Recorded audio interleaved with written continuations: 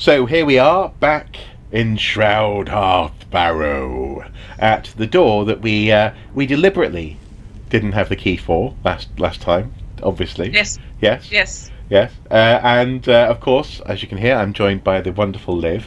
Liv, where was the key for Shroud Hearth Barrow? It was in my safe in Solitude, so I had to go home and fetch it. Can you just bring up the map to show us how far away Solitude is, just for those people who don't know? So we're currently, obviously, in Shroud Hearth Barrow. There? Yep, current location, yep. That's where we are. And Solitude is all the way Right there. over there. There we go. Okay, cool. But was it nice, going back home, seeing your family? Yeah, sure. Yeah. Got to give the kids some allowances. Uh-huh. Said hi to the wife. Yeah. Got some food. Okay, but we're here and we haven't had to use a cheat to get through the door. That's the crucial thing. Yeah. Absolutely. Okay, so let's proceed through the door. Yes. Feels like a game show. And as we can see, I have also dismantled the trap. You have, that yes. Got me last time. It did. That cunning trap. That cunning, subtle, not obvious in any way trap. Nope. No, exactly. Or just doomsday device. Uh-huh. I also killed a Draugr. Oh, you did, didn't you? Okay, well Yes. done.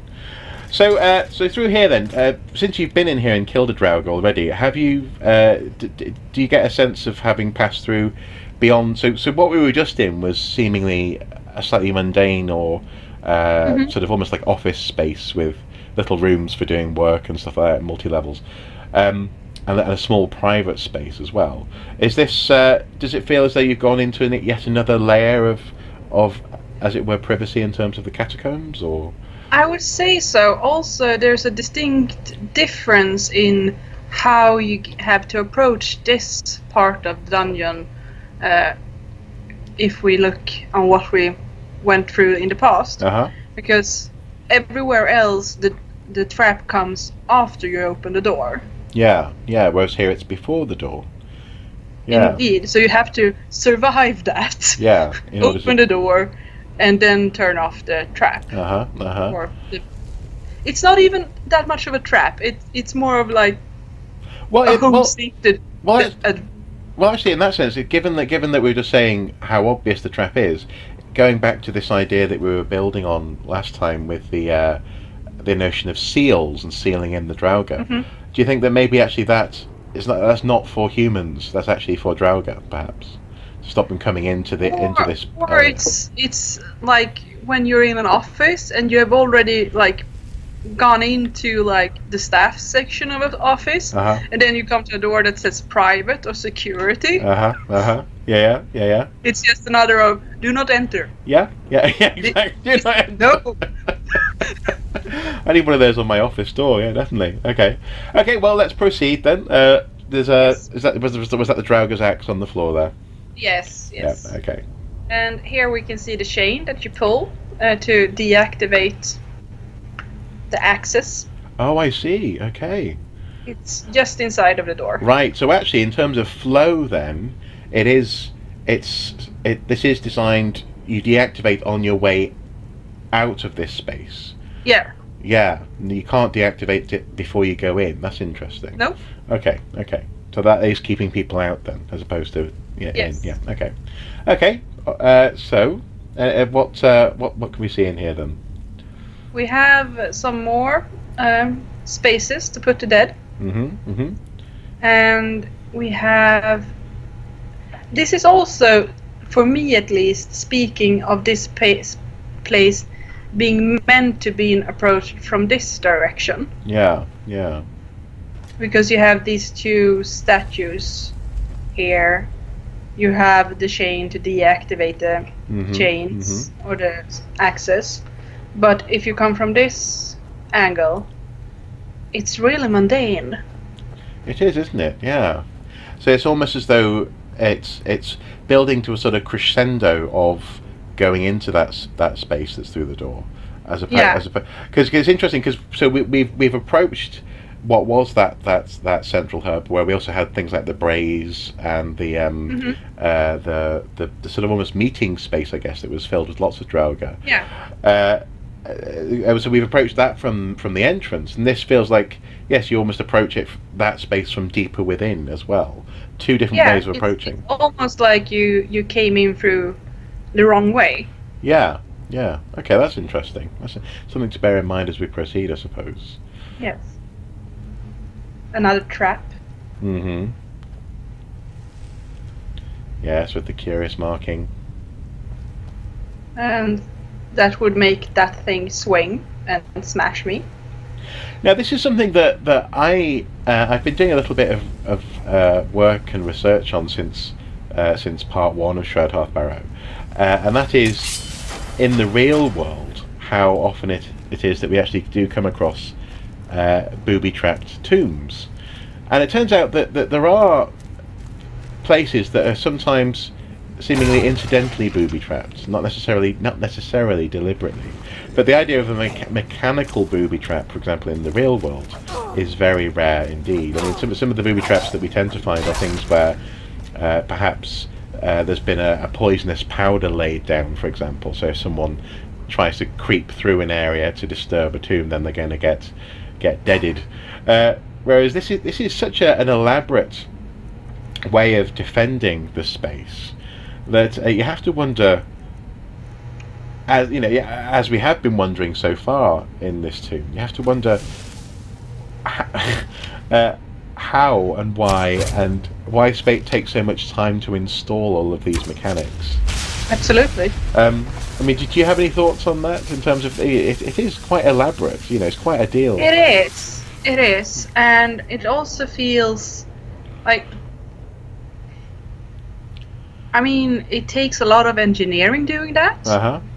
It takes a lot of manpower. It takes a lot of resources. Well, because in this instance, you've got to forge a metal gate. You've got to make it dangerous. You've got to install a ratcheted post. You've got to have that so that it resets automatically. So if a rat or something goes over the trigger, it's an awful lot of effort to put into this. And I guess increasingly we've got this weird tension between what we were seeing towards the beginning of the tomb, this idea of maybe keeping the Draugr in. But it feels like from here on we're getting more and more of a sense of, I mean, that's probably the most active and dangerous literally in your face trap we've seen so far. And this is keeping us from proceeding. If we don't know what's happening, or if we're not one of the initiated, we're going to get impaled on a fence. Indeed. It makes you wonder, I suppose, what's also beyond this point as well. And also, this fence grate thingy is wide enough to cover the whole walkway. Yeah. So you have to move it aside to get through once you've been impaled. Yeah. So it's also activating like a second door. It is, yeah. Or indeed a very graphic warning. If your friend Bob gets by a fence. Oh no, yeah, he got fenced. Okay, well, on we go, I suppose. Although I do love the idea of someone having, been a bit nervous about coming in here in the first place, and their friend just goes, well, he always was on the fence about coming here. A fitting end. Some elaborate lighting now, a bit of a sort of a brazier chandelier. Yeah. And it doesn't feel as elaborate as the second part that we went through last time, with all the wall carvings and stuff. So could this be that we're approaching what I like to sometimes refer to as more honest architecture?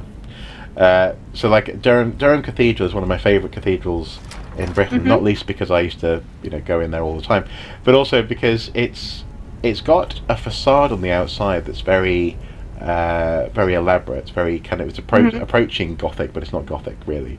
But the inside is very Norman. It's very chunky. It's very functional architecture. And do you think maybe that we're getting here towards the older, less elaborate, more functional versions of this architecture? I also feel Less like we flowery. might have walked past those parts of the dungeon where potential visitors were supposed to go. Okay, so someone's coming to maybe consult on a recently deceased family member, and Exactly. they wouldn't have made it I mean, down we here. did have that big room with the altar and the very elaborate setup. Yes, where you could chain initiates to. Yes. Yes. Yes. Yeah, reminds me of our living room. Yeah. Um, okay, but yeah, but it just feels as though we're coming into more private spaces, doesn't it? Yeah. Oh. Now, what what on earth is going on here? This looks like a. Considering we were just saying this is a simpler form of architecture, which it seems to be a bit more chunky, a little bit less flowery and elaborate. This is a lot of effort to go to It create this is. space. It's a tall space. It's got the flowing water. It's got a dropping drawbridge seemingly up there. I mean, I don't know. Do you think they've redirected an existing aquifer or something, or? I mean, we do have the river going on top, so it could be that you're just like building around the environment. That the river was seeping through here anyway, and to be able to do what you wanted to do, you had to redirect flow and control it. Okay. That said, though, I suppose with the drawbridge, it just occurs to me that maybe this is even if that is the case, even if it's a matter of an underground water source was present and it was a bit inconvenient, so they had to control it. Do you think that maybe actually it also serves as a form of, again, a barrier, a break between spaces as well? So if you do have that drop down drawbridge, the drawbridge has to be spanning something. So maybe they turned a geological inconvenience into another security measure. Indeed. I mean, we can see a barred gate behind the drawbridge as well. And some kind of puzzle. Yes. Yeah. Okay. So now, how to cross the drawbridge? We start by killing this guy. Okay. So there's me presuming you'd have to do that those pillars to open that door. No, it was apparently unlocked. Just very well guarded. Excellent. Now this is where we come back to one of these perennial hazards of being an archaeologist in Skyrim, fighting the Draugr. I mean, do you think that you'd have to do at least a magical minor or something in your degree? You'd have to have some sort of that, or have some fighting background. Like, I mean, you could survive on just potions and a bloody good axe, but well, in that case, do you think it would be possible to be a Skyrim archaeologist and be a pacifist? Not for a very long time. Yeah, you could be like, I don't want to kill you. Yeah, exactly. Because yeah. We should not make them upset. Okay, sure. If you can talk to the Draugr, please do.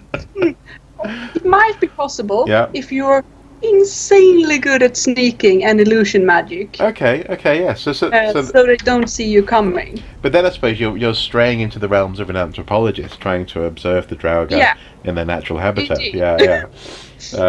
Which But you could do some archaeology while doing that. Yep.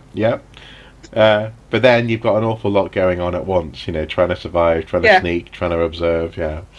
Okay. So what's in this room then? We have a spot in the middle.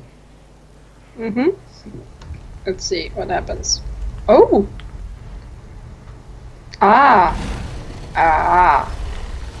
It's the solution to the puzzle. Outside, so the puzzle should be whale dropping a bridge. Okay.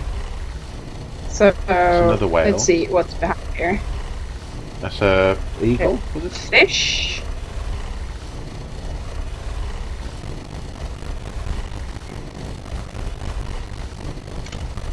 Okay.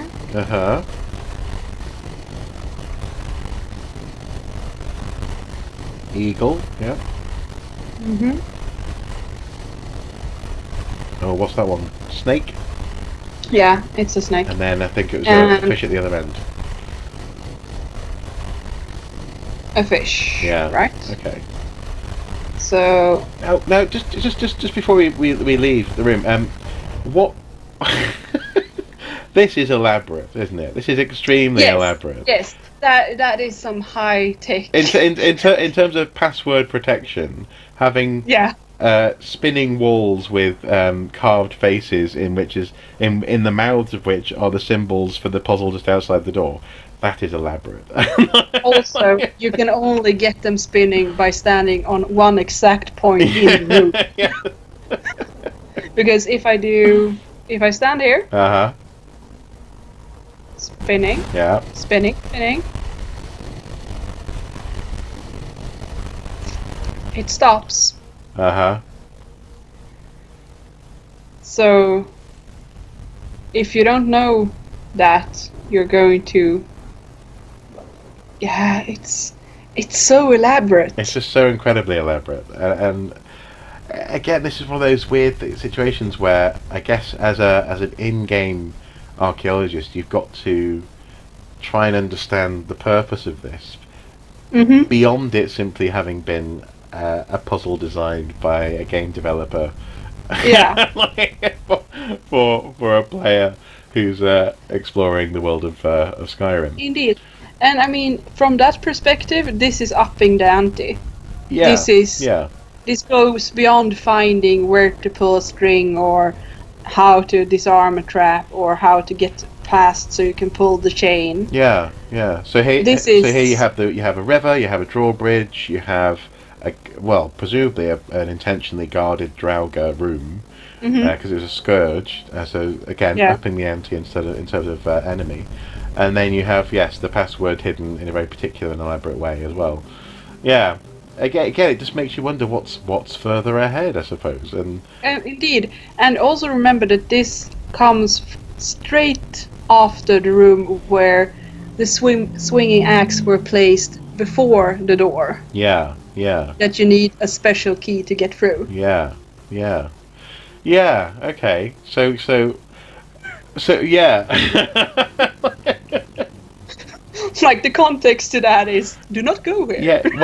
Yeah. But also though that said though, it is do not enter, do not come into this space. But it's also clearly it is possible to pass through this space.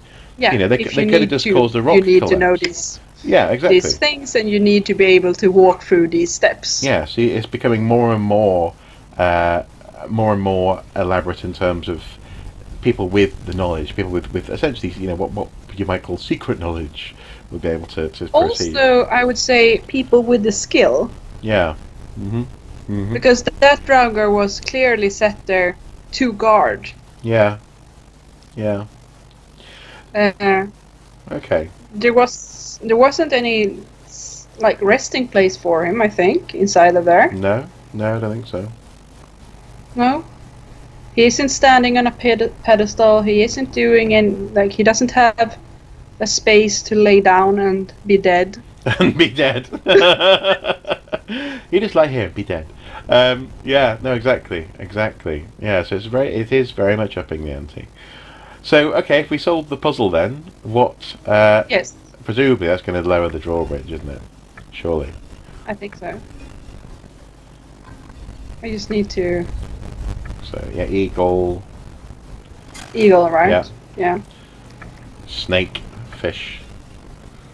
So, fish, eagle, snake, fish. Yeah.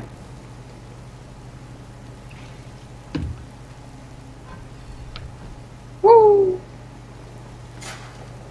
Excuse me, I see a Draugr.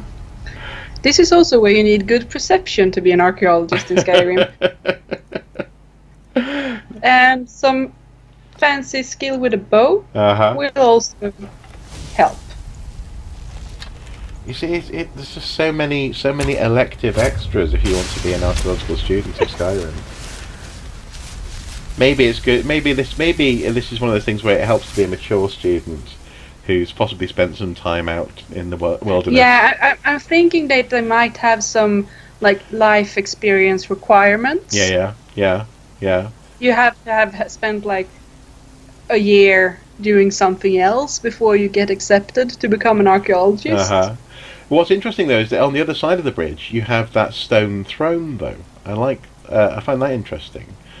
Yeah. Now, do you think that that could be a place for example, a Draugr to sit and watch, or I mean, we do see that in other dungeons yeah, yeah, that they are waiting or mm. observing from those bases.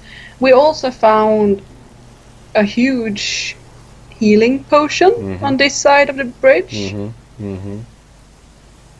which might suggest that this is also meant for as a space for whoever who has ventured this far to be able to catch their breath. Yeah, yeah. So a place to pause before proceeding. Yeah, yeah. Yeah, Okay, and so yeah, because actually there wasn't, because that's the point. There wasn't a Draugr sat on that chair, so yes, indeed. it makes sense for it to be a little, almost like a first aid station. You've made it this far. Yeah. Yeah.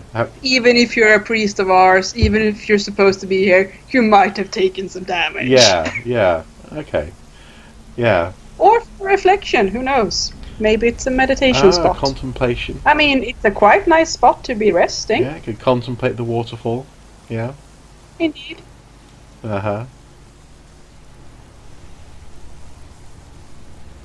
Yeah, it's a quite nice spot. It is. Yeah. Okay. Okay. And then we have another trap. Indeed, another in-your-face metal fence Mm-hmm. with the switch right next to the door. Interesting. Yeah. So yeah, so it's have a break, take it, have a Kit Kat, and then get smashed in the face by a metal fence. But again, this architecture is different to what has come, what was further It is. earlier on in the tomb, in the barrow. Also, right before, after the metal fence, we have an active tripwire. Yeah, what happens if you trip it? Stones! Oh no!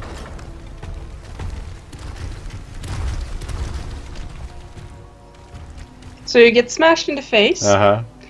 you trip on the tripwire, and then you get rocks rolled at you. Is this the Home Alone section of the tomb? This is where the designer just looked at his 9-year-old and went, I'm taking a break. So just draw some things. Yeah. Feel included. Yeah, exactly. Yeah, yeah. What is it? What is it? But He says in the Home Alone. Is it you guys give up, but you're thirsty for more.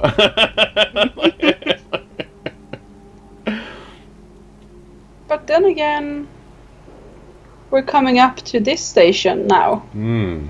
We're back at those elaborate wall carvings. We are. Yeah, another echo of approaching a throned figure. With the dead as also presumably being offered up. Mm-hmm. Are these royal dead again? Are they wearing crowns? Yes, they are. Interesting. Although this dead seems to be leaning on his elbows, right? Mm-hmm. Mm-hmm. Well, do you think that's isn't that a fairly common, just in the real world, that's a fairly common sort of pose for a dead person, like a knight or something, isn't it? To have their It is. hands up in contemplation, almost. Yeah. Yeah. I don't think they're doing yoga. You don't? No. Draugr yoga. Oh, there you go. You should start a Draugr yoga class in Gothenburg, and it would be so popular. Well, we could maybe have some kind of mashup with the zombie walks. Yeah. That could work. That could work. And that's also, we see a difference. Like, you have this elaborate thing, and then the whole way down to the door seems kind of plain, doesn't it? It does. Yeah. It's not the square, elaborately decored hallway that we had before. No.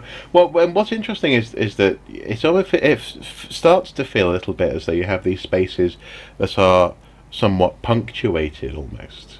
So you have a plain space and then a sort of a full stop that's quite elaborate, and then a plain space and a full stop that's quite elaborate. And in that sense, do you think that there's an element here of, because we were just talking about that resting station and maybe contemplation, that maybe a little bit like, well, actually like the steps to High Hrothgar, where you have these meditation points, these little reflections, that actually someone processing through here, maybe bringing someone like a king or something to be buried at these points. Perhaps there's an element of prayer or an element of reciting some sort of liturgy or something. It could be possible. I also noticed that, do you remember from the last section that I pointed out that one of these reliefs and the entrance to that hallway was perfectly lined up? I don't think this one is. No, it's not. It's much more wonky. Yeah. Which again... This seems more like a natural tunnel. A modified natural cave, yeah. Let's see what you can see when you come from the door.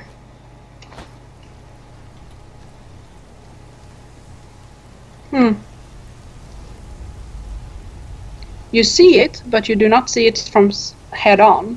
No. It's tantalizing. It's telling you what's up ahead, but it's not the main. It's not the main focal point. No, not at all. No, that is interesting. Which is intriguing from an archaeological perspective. Well, it is, but also I think it probably fits in quite nicely with this idea of a less refined, less elaborate architecture. As I say, a more honest kind of, this used to be a cave and we're just going to work with the wonk. Work with the wonk. I'm going to put that on a t-shirt, surely. As long as it doesn't sound too filthy. Just make it in capital letters. Yeah, work with the wonk. Shall we enter Shroud Hearth depths? Yeah. So wow. So now we're entering the depths. Blimey. Yeah. Blimey. So is this halfway through the barrow then? No. Or is this more than halfway? Do you think? No, I can see like lots of tombs and stuff. Oh. So this should be the last third. So is this the ultimate destination then of those people who are being carried all the way through the tomb? I would imagine so. And this is quite an entrance. It is. It really is. But also, it looks as though you have. There's a lot going on here. So you have the entrance, which is quite elaborately carved. Then you have what almost looks like gradiated spots for tombs. So even in this very special, very deep, very, very well protected space, there's still room for a bit more hierarchy, which is quite interesting. But then also you have water coming back into play as well, where it's not and fire. This isn't and fire. Yeah, exactly. Yeah, and this isn't. This is not actually simply redirecting inconvenient streams. This is actually part of the impact of the room, isn't it? As you enter, it is. You have a strong sense of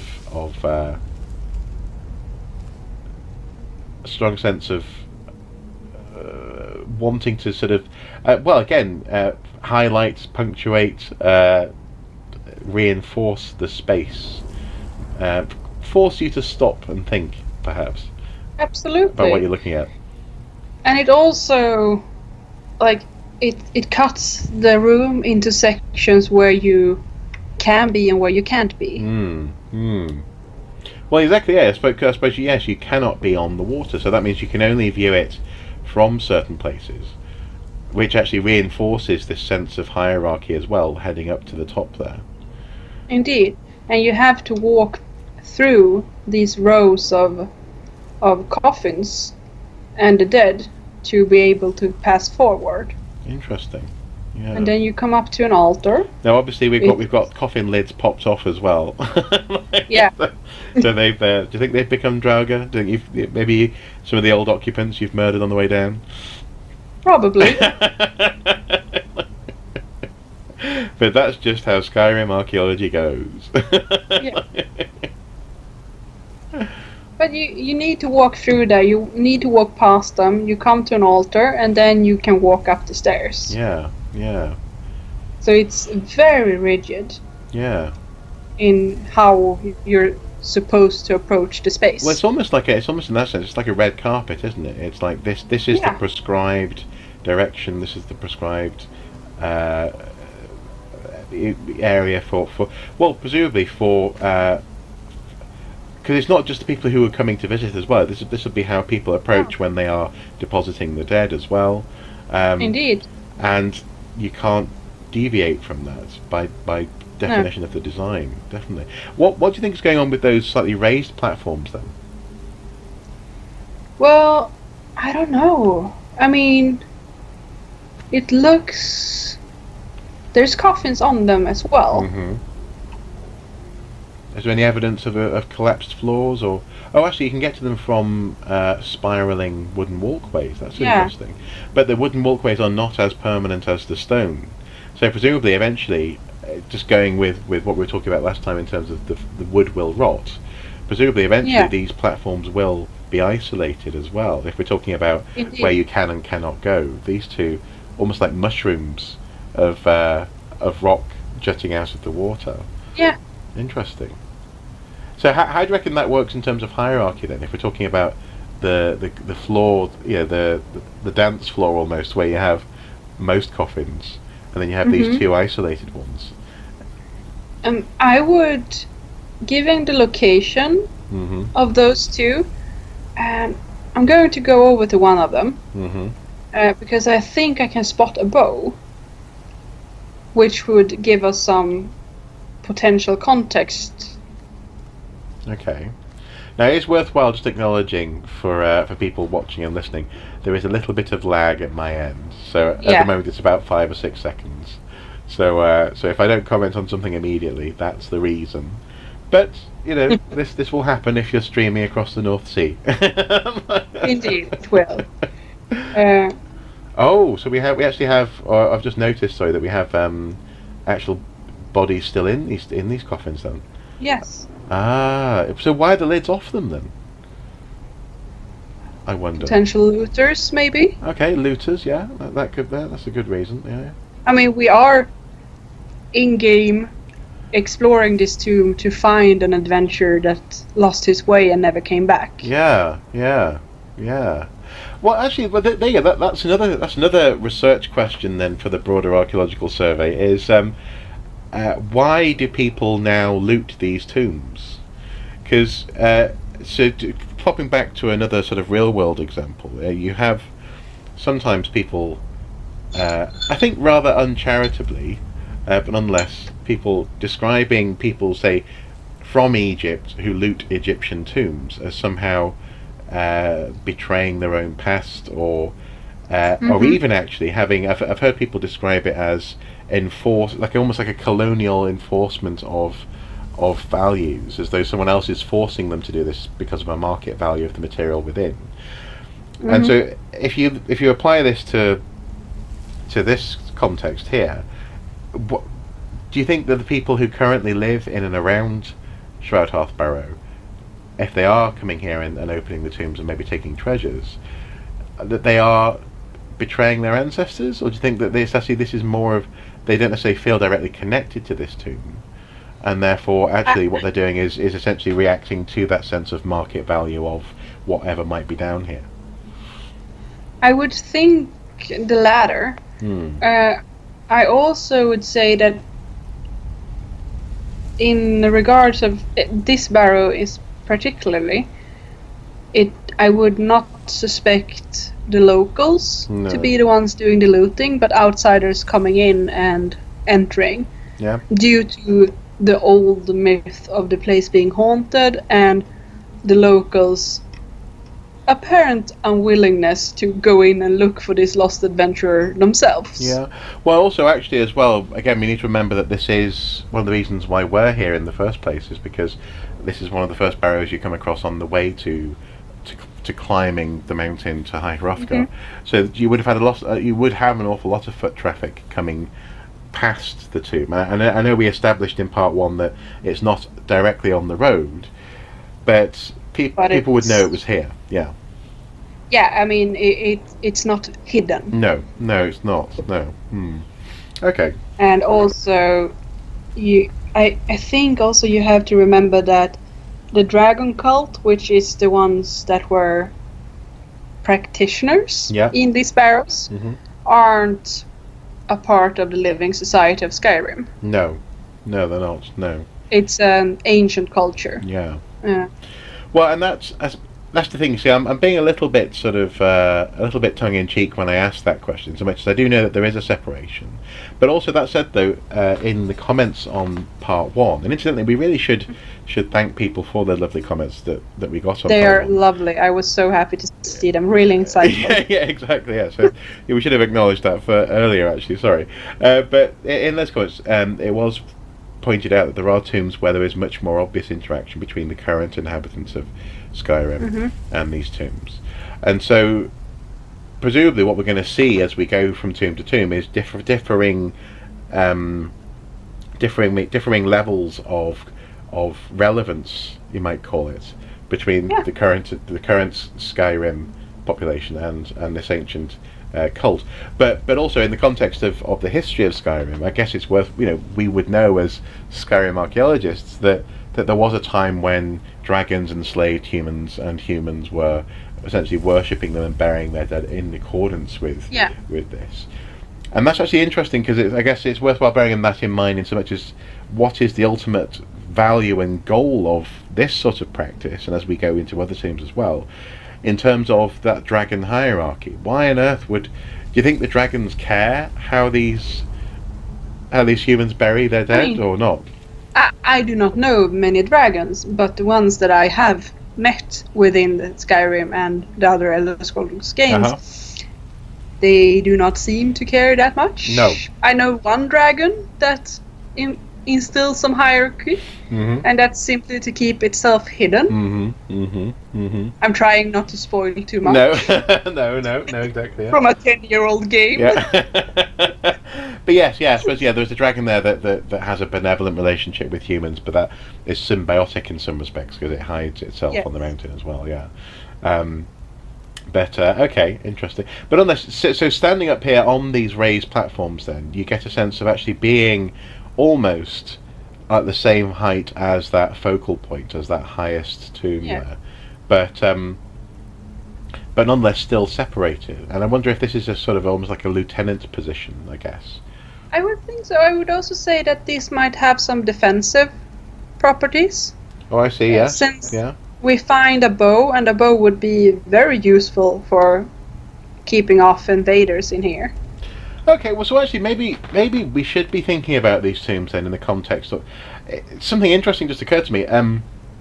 In the real medieval world, especially in Christian cemeteries, you would have people buried such that when they popped out of the ground at the end of days, they would be ready to receive mass, and so the vicar, or priest rather, would be buried in the opposite direction. So instead of facing east, he'd be facing west. Yeah. With a cup in his hands. And I like the idea, almost like a pop-up book, just whoop. Although I have to say, if I'd just come back from the dead, the last thing I want to do would be listen to a Latin mass. But this is the medieval world. You don't get to choose. You don't get to choose. No, exactly. No. But maybe actually what we've got here is people who are being deposited with an understanding that there is this potential for Draugr magic and Draugrism. Can you call it that? I guess. Or at least some form of resurrection, and the people on, as you say, on the higher platforms, maybe they are deposited with bows, because maybe there'll be an element of defense and protection, or well, see, that raises the question: what are they defending, and what are they would they be defending against? I guess. But it's interesting, though. I think we will find that answer if we head further in. Uh-huh.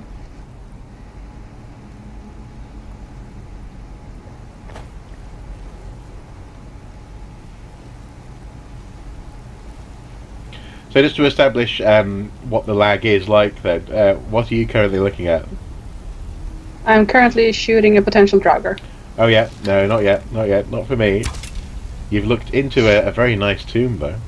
Oh, there you go, now you're shooting him.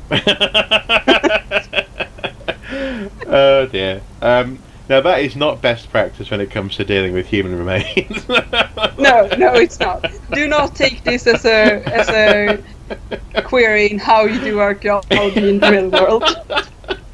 So it just says, so have you filled out the context sheet? No, but I kicked him in the head.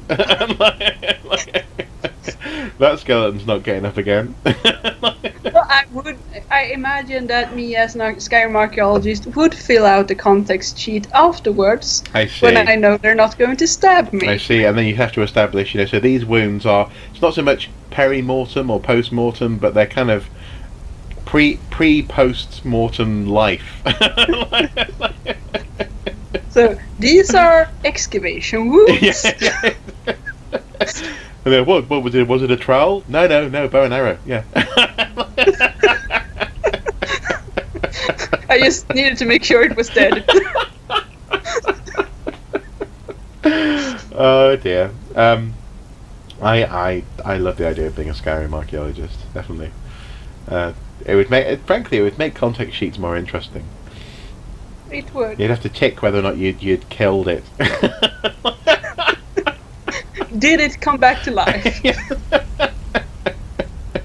Although it raises all sorts of, I mean, as I was saying just before, in terms of the fact that the dead can walk, it raises interesting questions as to the intact nature of the context of the deceased. Yeah. The story of that burial, so on and so forth. So you'd have there'd be just reams of paperwork.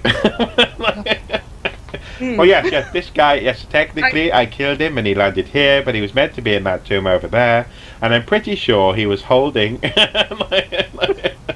But I took the knife. It was very good. It was a lovely knife, and then I used it to stab that Draugr over there. I would also imagine that you would have some old professor that you report back to, who might not have been in the field for a very long time. Yeah. And that classical, they know best practice. Well, yeah, even though they're but also you'll have like a progression of Skyrim archaeological theory. So a bit like processualism and post-processualism. You'll have this thing of maybe there'll be a decade when beardy archaeologists with sort of hippie jumpers are just kind of no, we don't want to kill the Draugr. We want to we go back. Or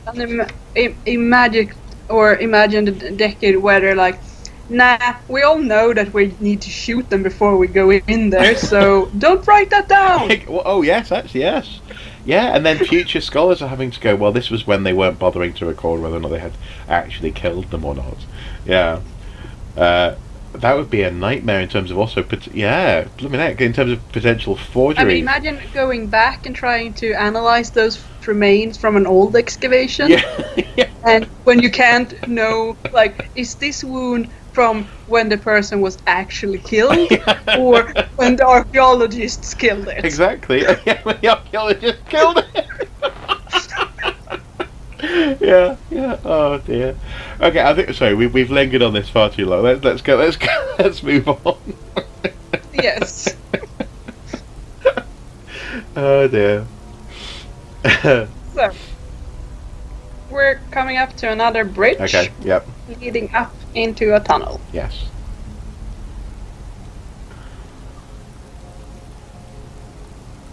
And that tunnel seems very natural. It does, doesn't it?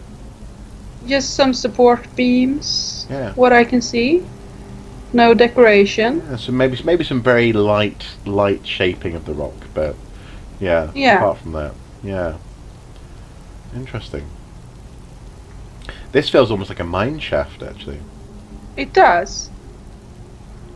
Though it leads up to something that's clearly guarded. And a huge treasure chest. Ooh, very nice.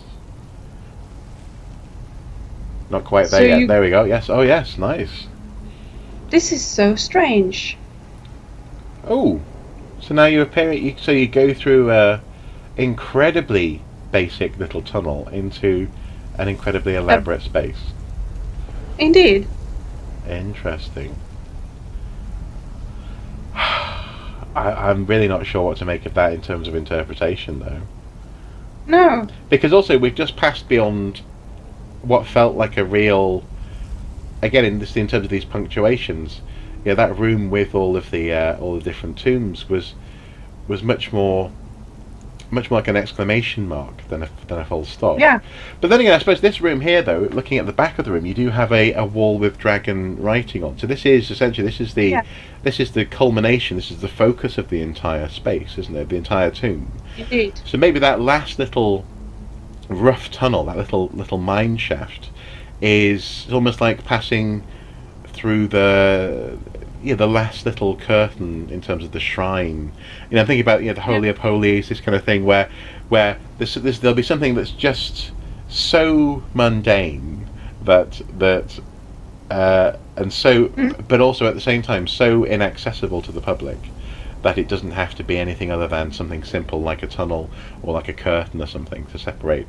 So presumably, maybe one in 50 people actually get to go beyond that previous room into this room, perhaps.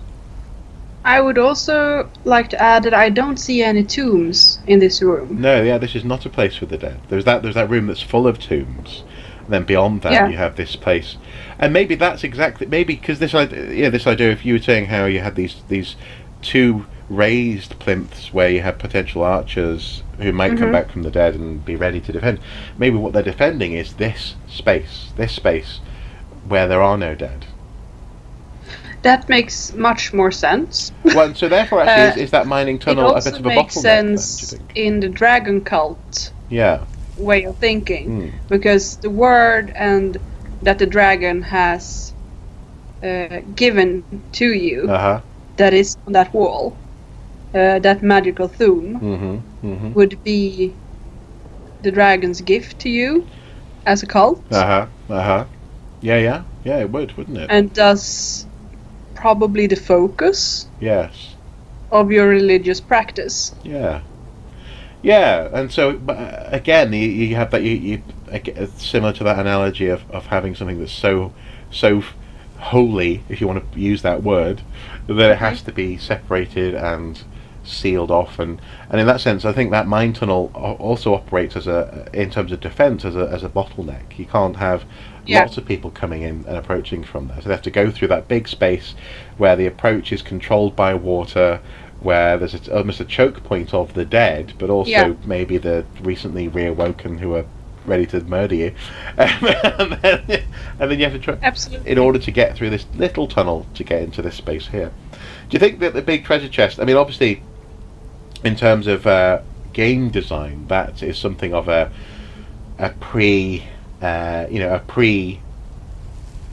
pre-climax to the tomb treat, basically. You get to open that and see what's inside. But do you think that would be a similar that operates similarly to? Knowing what I know about dragons, I would assume that might be some kind of offering spot for the dragon. That makes sense. Yeah. I mean, if we look at actually, possibly even payment before you can approach the word or the words. Indeed. So what we're going to say? So. I was just going to say that if we're going to continue not to spoil things, in the place where that dragon has a symbiotic relationship to the humans, you actually leave, or you can choose to leave, objects for those humans still living in the symbiotic relationship to the dragon in a similar chest outside of their place. Well, and in fact, actually, and I think it's worthwhile saying, again, I don't think this is spoiling much, but it's worth saying that the Greybeards in what is essentially a great big abbey, a monastic community. That it's clear that there are people who go back up and down and who drop off food for them to continue, and so some of that would be to sustain their these human priests, I suppose. But also, I guess you have this sense of certainly in terms of the approaching the very peak of the mountain. There are things that have to be done before you get there. There are prices that have to be paid, and so this feels sort of in line with that. I mean, what's actually inside the treasure chest? Nothing anymore. Oh, I see. Because you've emptied it. Okay. Yeah. Fair enough. Which also is bad archaeological practice. Yeah, there's nothing in there anymore. Okay. Cool. Well, interesting. But presumably, though, I guess what we can say is what you found, what was in there useful enough to take it, or interesting enough to take it. And, yeah. I mean, you usually find armor. You usually find weapons. Yeah. Means of protecting yourself or becoming more powerful. Yeah. Healing potions, this kind of thing. Yeah. Mm-hmm. Often enough, you found awful a lot of coin. Yeah. All which is great tribute. Yeah. So throughout this whole Shroud Hearth Barrow, given that this is the Grand High Poobah, this is the thing that everyone's focused on, trying to either protect or maybe visit if they're allowed to. Do you think then that what we see is this element of potentially sealing off the outside from the inside, but also do you think that this notion of punctuating stages of access holds water? Do you think this is something that we should try and test and apply to future tombs when we visit those ones? I think so, and I also think that we can see, because I'm intrigued about the point you made about a price needing to be paid to get access to the knowledge. And that could also be what parts of the tomb are. Yeah. That you have to prove yourself to be able to access. Well, also, prove to be worthy of this knowledge, of these words. Because also, it's worthwhile saying that because when you approach the wall there, what you've got is dragon script, which the reason it looks the way it looks is because of it's written with dragon claws, isn't it? It's like this is how the dragons write onto walls and things. But it's there's one word when you as the end-game Dragonborn approach it, that's the word that you learn. But the whole wall is covered in script. So this would have been almost like a verse or a chapter or something of wisdom that presumably people, if they're coming here and they're wanting access to it, they would want to read the whole thing. It's not it's not like you just come here for a word. Interesting. So if we approach it, then is there any other sense of? Well, obviously we have to cross the bridge to get there. So again, that's another little separation. Yeah. And you also always have these kind of almost like a pair of cupped hands holding the scripture. Yeah, like a raised. Well, again, it doubles down on the privacy aspect. You can't view this from more than one angle, really, or very many angles.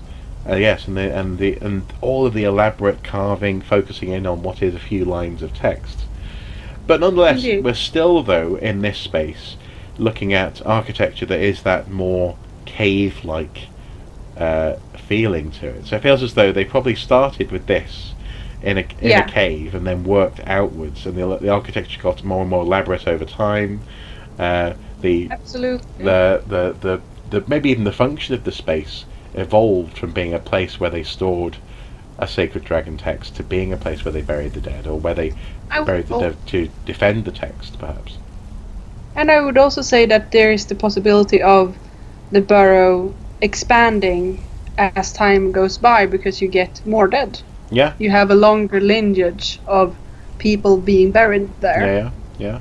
Which also can explain differentiating styles throughout the barrow. Yeah. Well, and also as well, the dead presumably become increasingly more dangerous as well.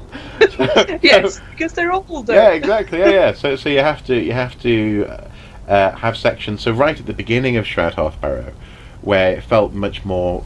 In fact, you had these places like a little office, and you had a slightly more mundane sense of dealing with the recently deceased, putting them up on the wall or something, or into a catacomb sort of recess. That stuff is only possible because all of this really dangerous, really arcane material is behind multiple layers of protection and booby traps and doors and and water and drawbridges and all that sort of stuff. Yeah, interesting. And that's very similar. Again, another sort of real world analogy would be is it Augustinian monks? I think it's Augustinians who felt that they had a part of their purpose was to commune with the public. So they had sections of their abbeys and their monasteries that were specifically halls where the public could come in, maybe get some medical treatment, get food or advice and this kind of thing. And so maybe actually that's an element of what's going on here, whether it's for the current occupants of Skyrim or whether it's for the ancient. I presume it's probably going to be for the ancient people who were probably in and around this cult when they were current. But again, maybe there's an element there as well, where you could have people visiting at the front of the tomb and sort of, maybe getting a balm or something to start the embalming process. And actually we saw right at the top of the tomb, right at the beginning, before you even enter in the dome, you see the beginning of this with embalming tables, don't you? So I think that there's definitely a story, and I think hopefully this story and these processes will become clearer the more tombs we look at. I also want to point out one of the most interesting parts, which makes total sense in a game mechanic kind of sense, and raises a very interesting question as archaeologists, is that when you come out of these most holy of sanctum, you always have a secret passage that is at the entrance of the tomb or the barrow. Yeah. So in terms of gameplay, this serves as a quick exit after having gone through the long and arduous route to get to where you're going. But also, actually, I suppose that works from a secret knowledge standpoint. Absolutely. All of this stuff will have been. It's like a sally port on a castle where people can sneak out, but only the people who live in the castle hopefully know it's there. But also, actually, there are monastic precedents for this stuff as well. So you'll have people access points or delivery points in terms of material, because this isn't a well-maintained tunnel. It's collapsing and everything. This isn't presumably once it's built, it's not like they bring in masons regularly to fix the thing. This is a very secret space, and it emerges into the hearth room. Indeed. Interesting, very interesting. Which also speaks to, this table that you see in the hearth room. That's the same age as the burrow and the room itself. So that would suggest that table was there at a time when this secret tunnel might have been used far more often. Yeah, for quick access, yeah. Yeah. And then you can elaborate on the usage back then. Yeah. Well, what's interesting is, I suppose in that sense, what you could say, in terms of flow, again, I guess, you could argue that maybe actually what you have is, whether or not it's about mediating access and secret knowledge, it could be as simple as I say, the older the section of the tomb, the more dangerous the Draugr, the longer they've been there. And so actually, if you do want to go and visit the wall, you have to have a quick way out. Quick way out. And maybe they knew that. Or maybe what we're looking at here is the secret entrance is the original entrance to that cave. Because with the collapse actually of the tunnel in the secret passage, and the fact that it is so roughshod in terms of it's not particularly well carved. You know, it's not hasn't been dressed. The stone hasn't. It's just very rough, and it's a cave tunnel. Maybe that is an original entrance, and maybe what we see then is an elaboration of the relationship between these different rooms over time that overrides that as an entrance. It would also make sense to not expand the barrow in the direction of the word. Yeah. Because you don't want to disturb that space. Yeah. So you have to build around it. Mm-hmm. Yeah. No, that makes sense. And that's it. Maybe that's something else to think about as well. So like, this is obviously, again, we have to acknowledge this is a gameplay feature. It's there so that you can get out quickly. But in terms of Skyrim world function, that's something to bear in mind for future tombs as well. Is whether or not actually what the access is like, because there are such situations where the shortcut emerges onto a 6 or 7 foot platform that you can't get in from. You can only leave through. So there's something to address there as well. But these are interesting questions that have been raised, definitely. And here we are are you trying to figure your way out again? Yes. As always. It's a good thing that I have such a very, very high level, so I don't get bothered by those little. Exactly. Yeah. You've worked hard to be able to archaeology like this. Yeah. So if you would stop shooting at me, I would be very grateful. Oh. Honestly. Mark? Yeah? I would like you to appreciate my work. I appreciate how high level you are, definitely. I'm doing my best. It might not be enough. See, and now we're back at this. But, in terms of this idea of this being an immediate test to whether or not you know how to get further on in the barrow, and whether or not you're allowed in, this is definitely reinforcing that. There we go. I do not appreciate your tone. You will respect my authority. Indeed. And of course the wooden steps potentially as a last resort, a burnable entrance point. And we leave the barrow. Excellent. Yes. So, all in all, I think that's been a fairly successful first survey. Indeed. I hope that the next barrows that we visit, we'll be able to start cross-comparing, making comparisons and describing or trying to understand what comes out of those comparisons. Because at the moment, I guess we're feeling around for a narrative and a logic that may become clearer when we see how some of these questions are answered in different locations, I guess. Because at the moment, this is how people in this place made this sort of tomb back then. And I guess once we see how people in different parts of the Skyrim map make these tombs, we may be able to see what's important and what's essential, I suppose, compared to what is simply convenience, I guess, in the location. In that sense, do you have a sense of which tomb you might want to go to next in terms of a strong contrast?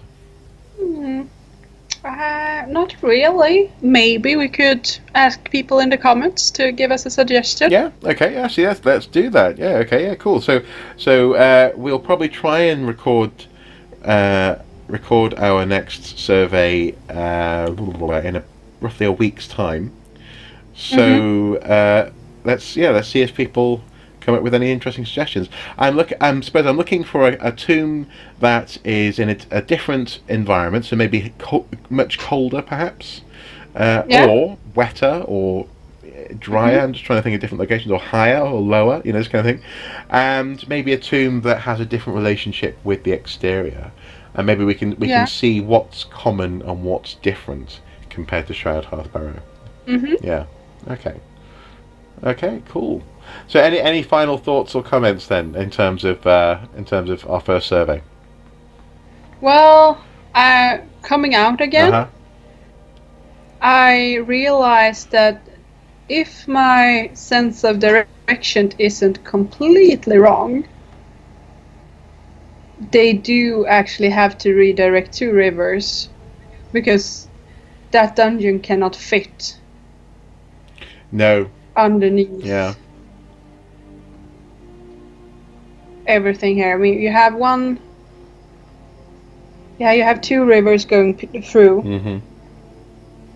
So yeah, that's a lot of groundwater. There's a lot of groundwater. But actually, just if you just go quickly just to the map, then just to try and understand the river flow, I guess. Where is that water going on the surface? Where is it flowing to? One is flowing down here towards Mistwatch. Uh-huh. And coming out in Wilhelm. Uh-huh.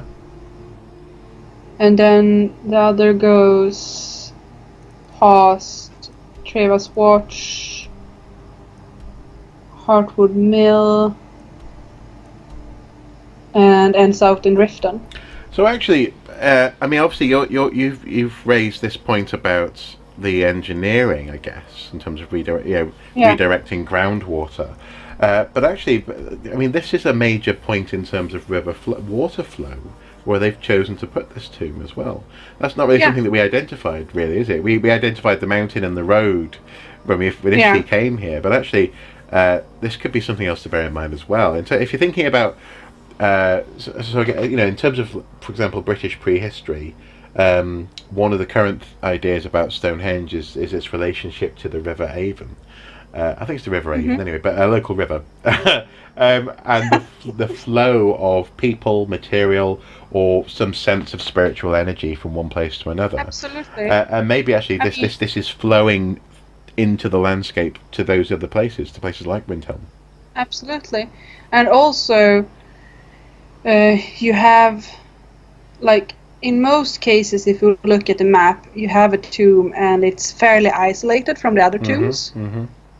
In Iverstead, you have 2 tombs very close to each other.